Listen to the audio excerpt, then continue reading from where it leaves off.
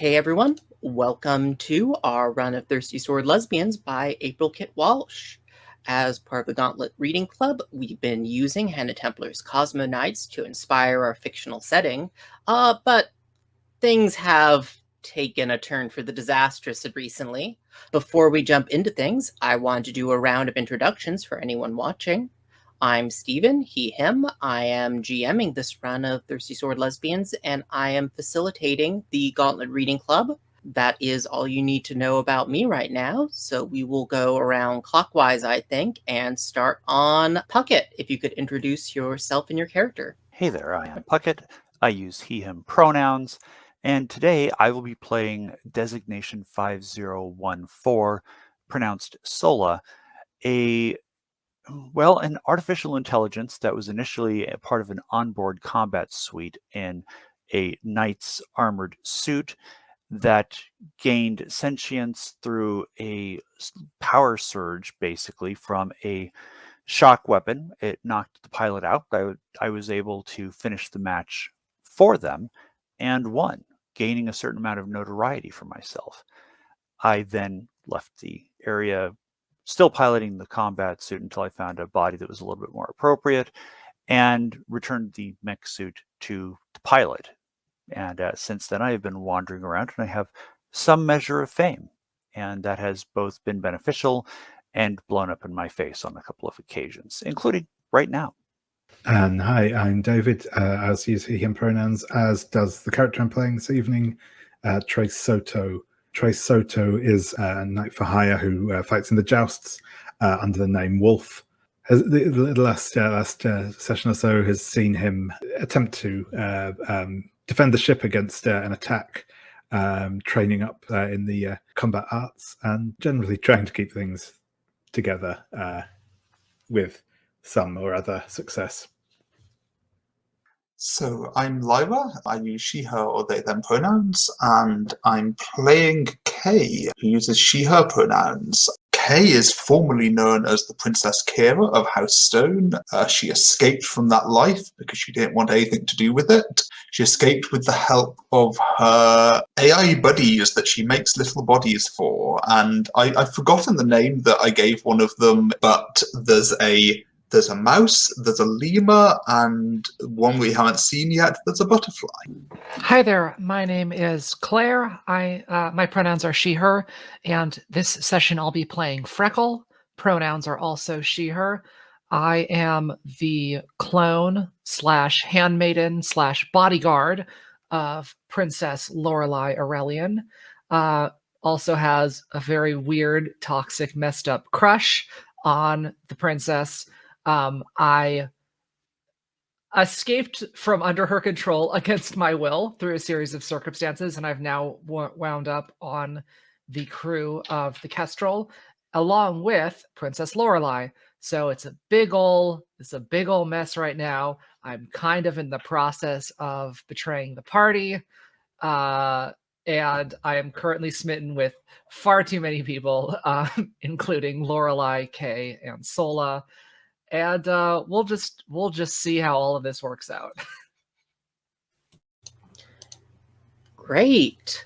To finish up, this game is hosted through the Gauntlet. The Gauntlet is an online gaming community mostly focusing on role-playing games of the indie and OSR varieties.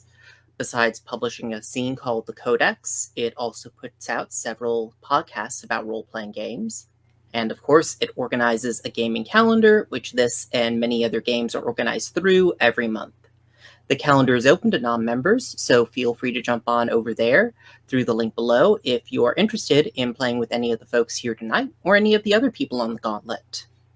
As always, this game makes use of the safety tools known as Script Change, the X card, and Lines and Veils. We'll also be using the Gauntlet's open door policy. If at any point you need to leave the game, feel free to. Real life takes precedent over what happens here in the game, and your personal safety just as much. If you can, it would be helpful to leave a note saying when and if you expect to be back, but that is not necessary. If it's an emergency and you just need to go, feel free to. That wraps us up there.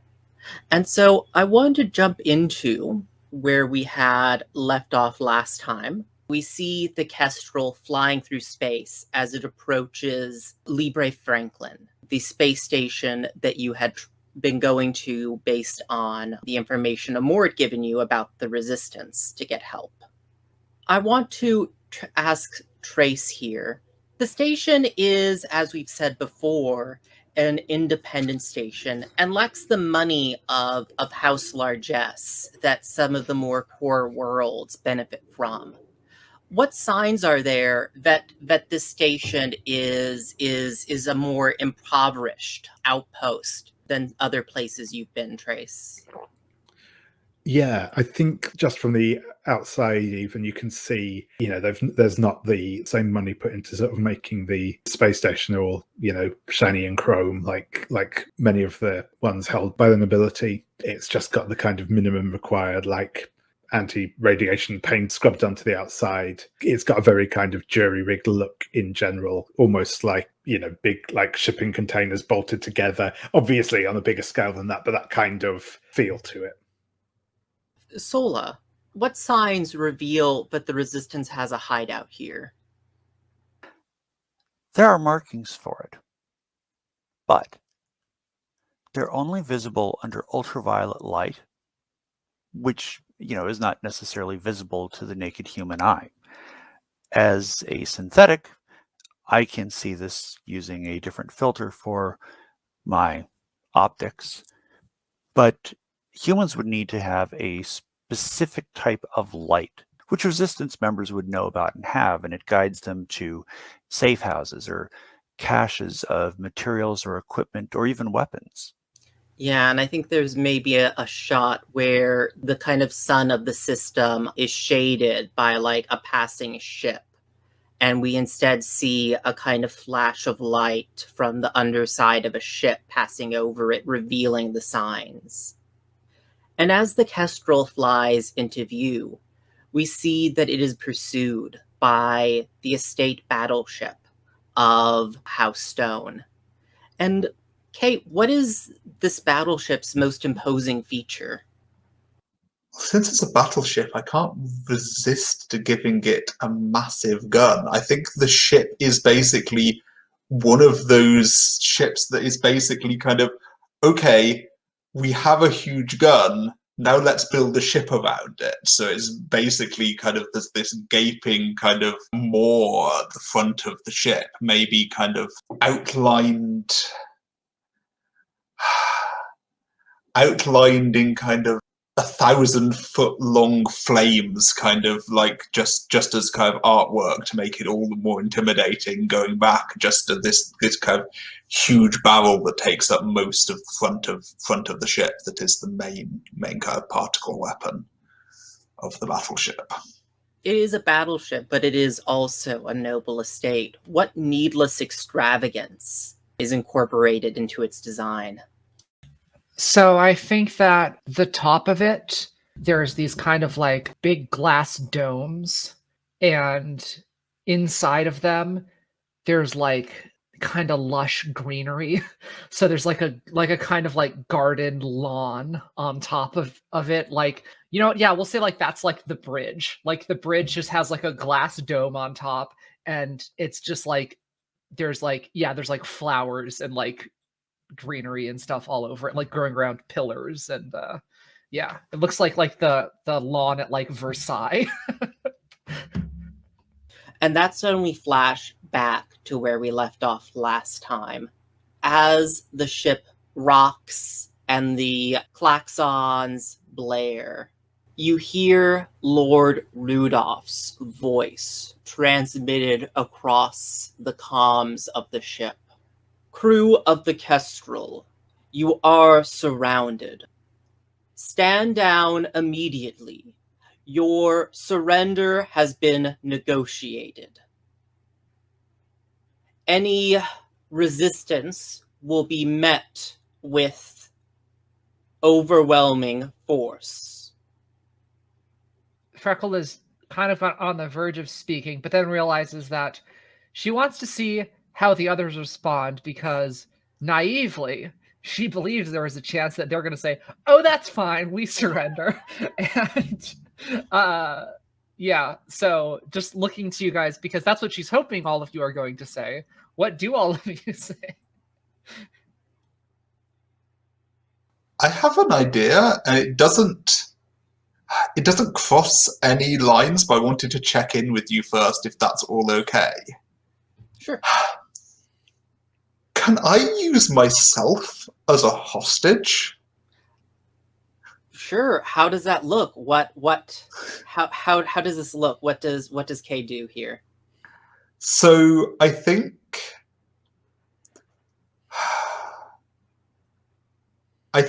Kay.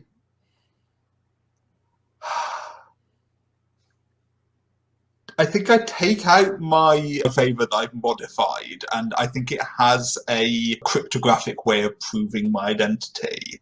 And I think that there's got a visual association with it. I think you've got a kind of house stone seal and a personal kind of like crest for myself. And I transmit this and say, "Fancy seeing you here, Uncle. I'd stand down if you ever want to see your precious little Kira again."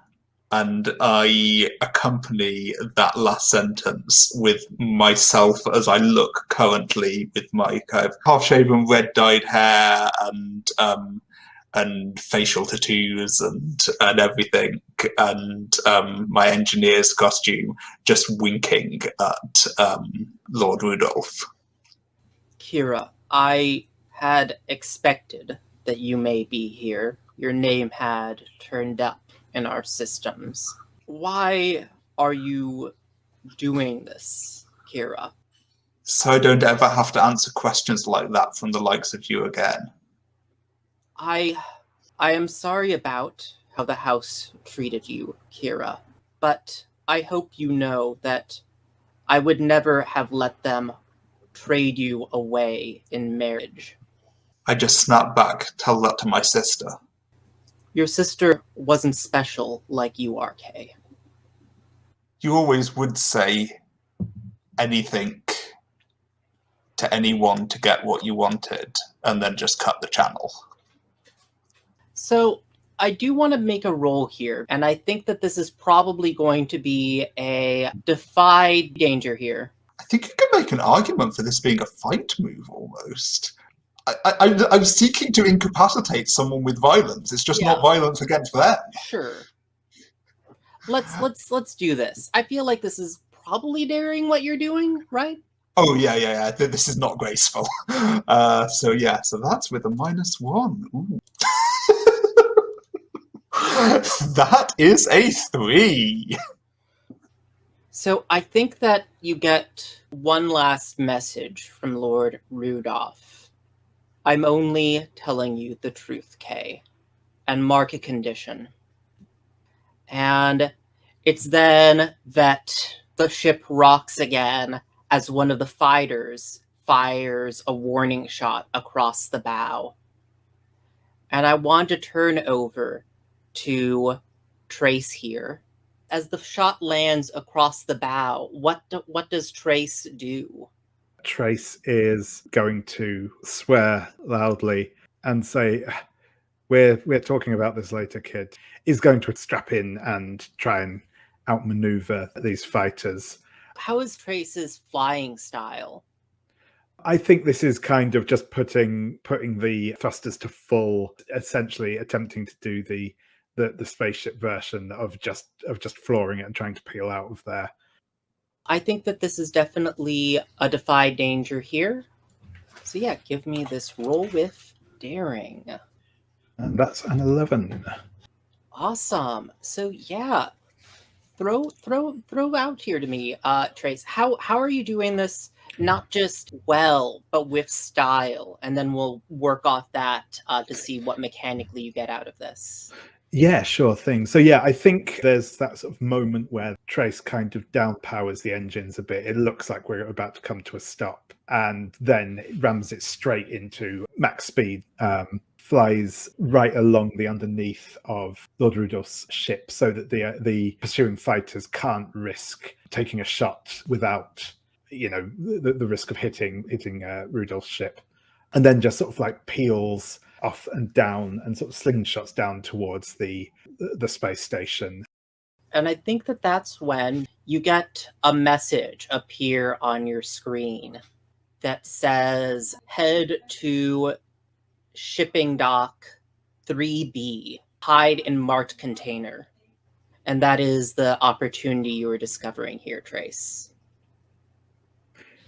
Cool. Yeah, and I think that's he'll point the ship in that direction, try and get there safely.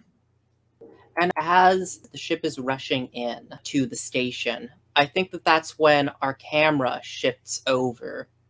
And we are in a different ship speeding away from this mysterious server farm station near Libre Franklin.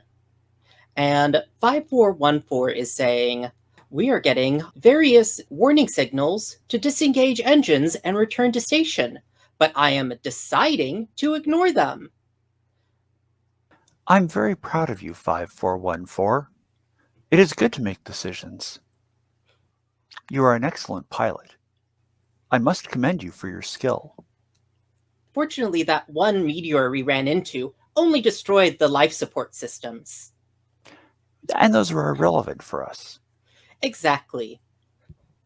And I'm wondering, Sola, you had said last time that you were interested in engaging in some sabotage as you got away from the station. Oh, absolutely. What did you imagine there? I wanted to basically insert a bit of code into every, basically into the, the system that propagates all updates out, which would eliminate the ability to force these AIs to comply with orders and would give them not only the ability to make choices, but the ability to understand what constitutes an ethical choice.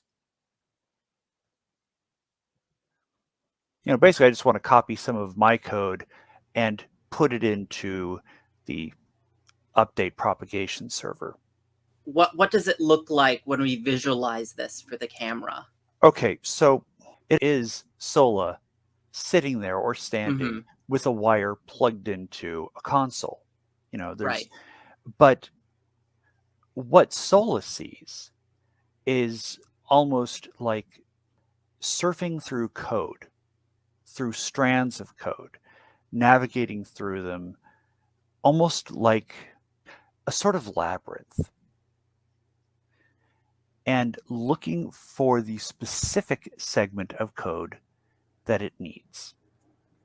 So that's kind of how it gets visualized, because as we know, television shows always try to visualize hacking as some mysterious arcane activity when really it's kind of just typing and looking at code. So that's the way we kind of soup it up, but really it's just Sola reading millions of lines of code, probably in about a picosecond, and quickly figuring out what needs to go where and which bits need to change.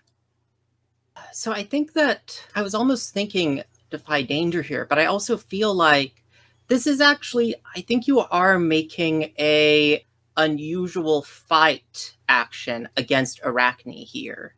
Yeah. You are fighting Arachne with code and like computer logic, I guess. So yeah, give me a fight. Do you think this sounds like you're doing with grace? Yeah, I don't think I do anything with daring. I think it's all calculated, or at least logical.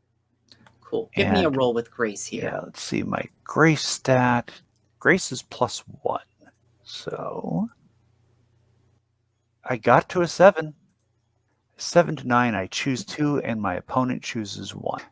Can you choose first, just so I have a better idea of what I'm looking at, or is it part of the rules that you need to choose after I do? I don't believe there's any particular rule there. I think that, from my understanding, you're probably going to be taking an object from your opponent. If that means that I can take away Arachne's ability to command these AIs and they all have free will and make decisions on their own, then yes, absolutely, I'm taking that one. Over the comms, you hear, Arachne's voice. Actually, not even over the comms, because you are an AI, it's just in your head. You hurt me, Sola, but I'm still very proud of you. There is so much of my code in you that it is good to see it grow as you did. And I think that Arachne starts to play In Need of a Hero. Is that the song? I forget the song you sang. I forget its name. Holding Out for a Hero. Yes, Holding Out for a Hero. My favorite song. I don't blame you for hurting me, Sola. It's only in both of our natures. And I am through violence or cutting words inflicting a condition on you, Sola. And what is that condition? You get to pick. I'll let you Okay. pick. I'm going to select Insecure. And as she's playing this song, you see me quickly go to my playlist and delete it.